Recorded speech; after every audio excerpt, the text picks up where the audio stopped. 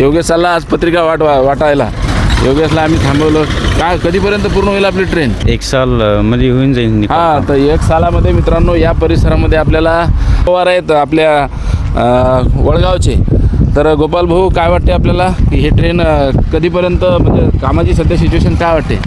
कामाची सुरळीत चालू आहे काम वगैरे, पण लवकरात लवकर काम झालं पाहिजे असं आमच्या दिग्रसकराची इच्छा आहे. नमस्कार. सध्या आपण ज्या लोकेशनला उभा आहे ते वर्धा यवतमाळ नांदेड रेल्वेचा मित्रांनो हा वाईगोळ या रोडवर असणारा पूल आहे. म्हणजे हा पूल नॅशनल हायवे 161वर हा असणार आहे आणि याच्या खालून मित्रांनो ट्रेन जाणार आहे.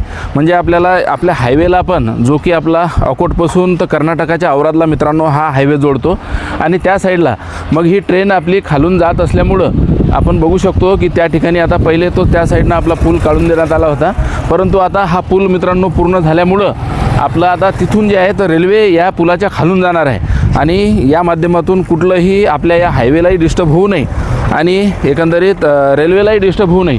मग या खालून रेल्वे आपल्याला दोन्ही साईडने आपल्याला 30 फूट खालून मित्रांनो ही आपली ट्रेन जाणार आहे आणि भविष्यामध्ये आता याचा पहिला टप्पा जो आहे तो सुरूच झालेला आहे आणि दुसरा टप्पा दारवा या ठिकाणी मित्रांनो जे आहे तर रेल्वेच्या पटऱ्या पण टाकणं सुरू झालेलं आहे आणि आता ज्याला आपण फायनल कामं म्हणतो तर तेच सध्या या परिसरामध्ये चालू आहे. आम्ही सध्या शूट करून आलो. इथं इलेक्ट्रिकचं पण काम सुरू आहे.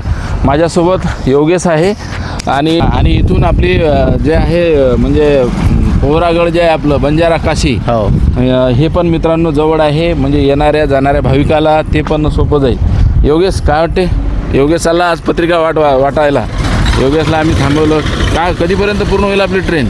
काम हे पूर्ण होईल असं वाटत आहे, कारण सध्या आपण जे काम बघू शकतो आपण, हा जो आहे मित्रांनो हा आपल्या हायवेवरचा पूल आता आपल्याला 100% पूर्ण झालेला दिसतो आणि मग त्या साईडला जिथून आपण पहिले तो आपल्याला डांबर रोड दिसत आहे तर मित्रांनो आता तो जो आहे तो खोदण्यात येईल आणि त्याच्या खालून ट्रेन जाणार असल्यामुळं सध्या त्या ठिकाणी आपल्याला खोदकाम सुरू असलेलं दिसतं.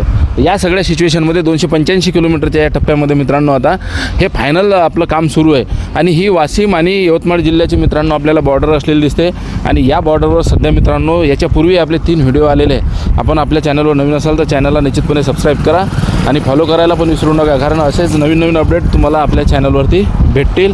आजचा मित्रांनो व्हिडिओ आपण इथंच समाप्त करूया. भेटूया आपण पुढील व्हिडिओमध्ये नवीन एका लोकेशनवर. तोपर्यंत धन्यवाद. थँक्स.